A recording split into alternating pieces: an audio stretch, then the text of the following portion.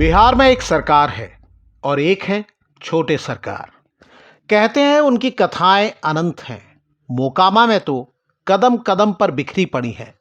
पटना में चाव लेकर सुनी और सुनाई जाती हैं।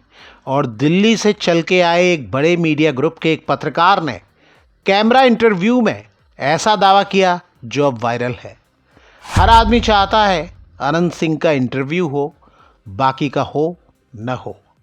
पत्रकार ने दावा यह भी किया कि दिल्ली से उन्हें ये ताकीद करते हुए भेजा गया। एक बड़े अखबार की रिपोर्टर ने पूरा दिन अनंत सिंह का प्रचार कवर करने के बाद अपनी रिपोर्ट में लिखा, अनंत सिंह ने बहुत थोड़ा सा खाना खाया और अपनी थाली किनारे कर दी। तभी उनके एक कार्यकर्ता ने चुपचाप वो जूठी थाली उठाई और खुद उसी में खाने लगे। सवाल हुआ कि वो जूठी थाली में क्यों खा रहे हैं। अनंत सिंह ने जवाब दिया, मेरा खाया और छोड़ा हुआ खाना प्रसाद हो जाता है, जिसे ये लोग बिल बांट कर खा लेते हैं। ये 2025 का वही बिहार है जिसे 1990 से सामाजिक न्याय की राजनीति का गढ़ कहा जाता है, जहां ओबीसी राजनीति का वर्चस्व है और कभी दबंग मानी जाने वाली आरक्षण की श्रेणी से बाहर की जातियां लगभग हाशिए पर कही जाती हैं। अनंत सिंह उसी बिहार में एक ऐसी जाति के प्रतीक पुरुष के रूप में देखे जाते हैं जिनके कथित तौर पर सफाई के दावे को 1990 से 2025 तक दोहराकर नेताओं ने दोनों हाथों से वोटों की फसल काटी है। वो बदनाम नारा है, भूरा बाल साफ करो, और उसमें पहला अक्षर भू संकेतों में उसी जाति की ओर इशारा करता है जिससे अनंत सिंह आते हैं। ये जाति है भूमिहार। लेकिन जिन अनंत सिंह को जाति के गुमान से ओत-प्रोत बताया जाता है, वो रिकॉर्ड तोड़ इंटरव्यू देते दिख रहे हैं और हर बार दावा करते हैं, हम जात पात नहीं जानते। कोई विधायक एक जात से नहीं बन जाता, मुखिया तक तो बन नहीं सकता, विधायक क्या बनेगा।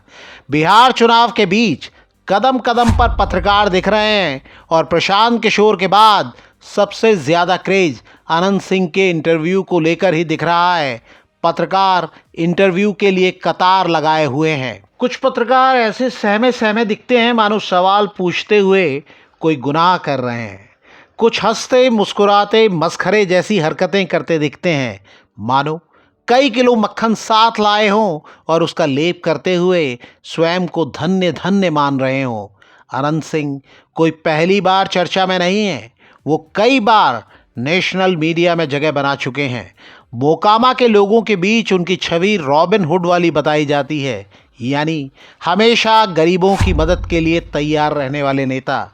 बड़े भाई दिलीप सिंह राजनीति में पहले आए और बड़े सरकार कहलाते थे। अनंत सिंह बाद में आए और छोटे सरकार कहलाने लगे। लेकिन मोकामा के बाहर के लोग उन्हें उनकी खास स्टाइल के लिए पहचानते हैं। सफ़ेद कपड़े, काला चश्मा, मूंछों पर ताव, आसपास लोगों की भीड़, कभी घोड़े तो कभी बग्गी की सवारी। कई लोगों के लिए ये सामंती अंदाज और दबंगई दिखाने का तरीका है, तो कई लोगों के लिए एक स्वाभाविक स्टाइल जो अनंत सिंह को सूट करती है। अनंत सिंह के घोड़े लाडला और बुलेट की भी इतनी चर्चा हो चुकी है कि बहुत से लोगों को उनके नाम भी याद हो गए हैं।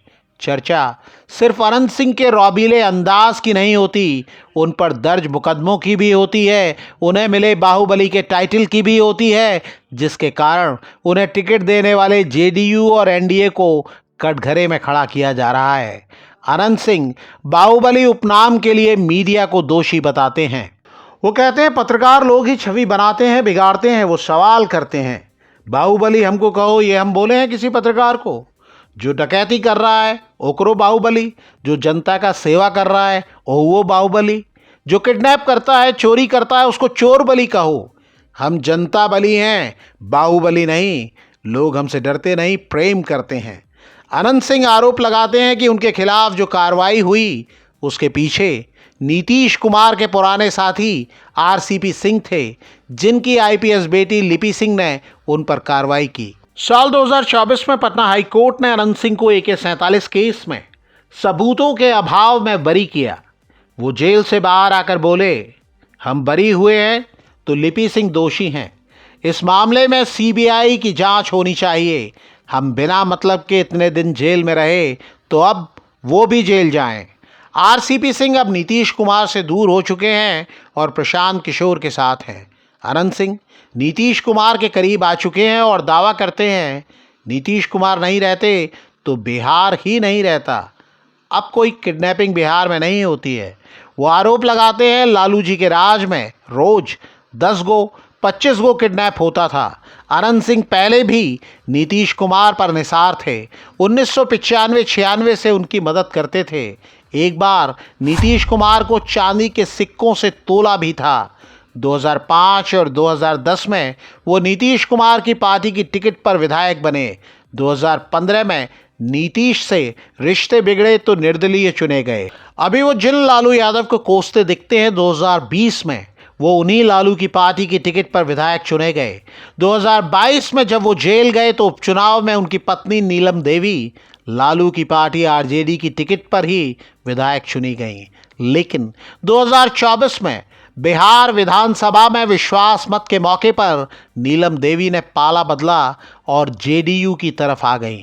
तब तेजस्वी यादव ने कहा था, नीलम जी कुछ तो मजबूरियां रही होंगी, यूं ही कोई बेवफा नहीं होता। आपकी मजबूरी हम समझते हैं, हम आपके निर्णय का स्वागत करते हैं, मगर मेरी बात याद रखना, जब उधर बात न बने तो बाद में हमको ज़रूर याद करना।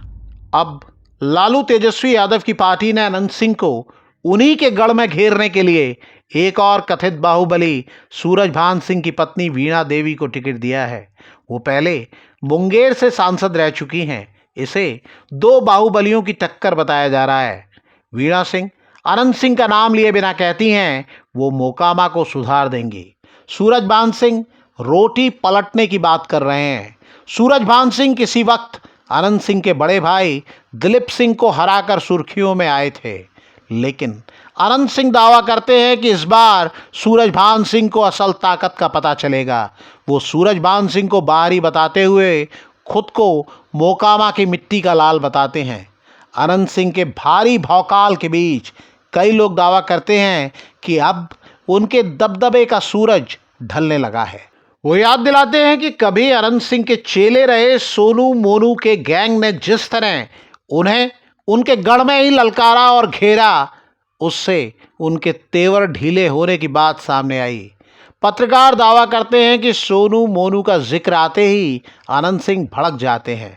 दावा यह भी किया जाता है कि इसी गैंग के दुस्साहस ने उन्हें नीतीश कुमार सरकार की शरण में लौटने के लिए मजबूर किया।